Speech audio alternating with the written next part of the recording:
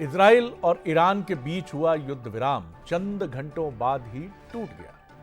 मंगलवार की सुबह अमेरिकन प्रेसिडेंट डोनाल्ड ट्रंप ने दोनों देशों के बीच जारी जंग को रोकने के लिए सीज फायर का ऐलान किया, लेकिन यह शांति महज कुछ ही घंटों तक ही टिक सकी। करीब 2.5 घंटे बाद ईरान ने 6 बैलिस्टिक मिसाइल्स इजराइल पर दाग दी, जिससे हालात फिर बिगड़ गए। ईरानी मिसाइलों में से एक बीरशेबा शहर में एक इमारत से टकराई, जिसमें 5 लोगों की मौत हो गई और 20 से ज्यादा लोग घायल हो गए। ईरान के हमले के जवाब में इजरायली सेना को तेहरान पर कार्रवाई का आदेश दिया गया। कुछ ही घंटों में तेहरान में एक रडार साइट पर हमला किया गया। हमले के बाद ट्रंप ने इजरायली प्रधानमंत्री बेंजामिन नेतन्याहू से फोन पर बात की और ईरान पर हमला रोकने की अपील की, लेकिन नेतन्याहू ने साफ कहा कि वो हमला नहीं रोक सकते हैं, क्योंकि ईरान पहले ही सीज फायर का उल्लंघन कर चुका है। इसका जवाब तो देना ही होगा। इजराइल ने इस डील का उल्लंघन किया है। उन्होंने बमों के साथ ईरान पर हमला किया। मैं इजराइल से बिल्कुल खुश नहीं हूं।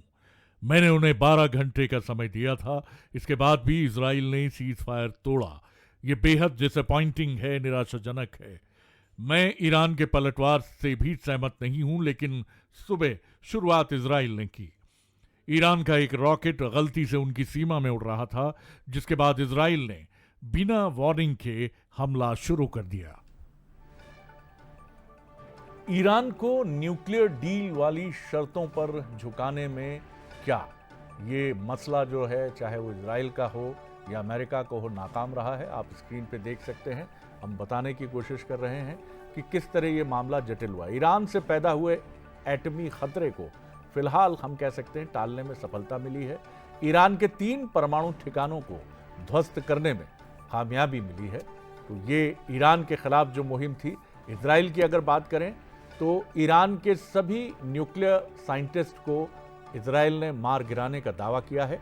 ईरानी सेना के बड़े अधिकारियों को भी मार गिराने का दावा सामने आया है और ईरान की न्यूक्लियर कैपेसिटी को बढ़ाने वाले सुपर ब्रेन्स, जो उसके पीछे के खास तौर पर जो ब्रेन्स हैं, मस्तिष्क हैं, जिन्होंने ये सब कुछ सोचा है, उनको भी समाप्त करने का दावा किया गया है। अब ईरान की तरफ नजर डालें तो ईरान में फिलहाल खमेनेई की सत्ता को दोबारा ताकत मिल गई है, क्योंकि ईरान ये मान रहा है कि ये सीज फायर उसकी जीत है। खमेनेई ने अमेरिका के सामने झुकने से साफ इनकार कर दिया, यानी वो मुस्लिम वर्ल्ड में एक लीडर के तौर पर उभर कर सामने आया है। इजराइल के मुकाबले खुद को ताकतवर बताने का एक मौका उसे मिला है।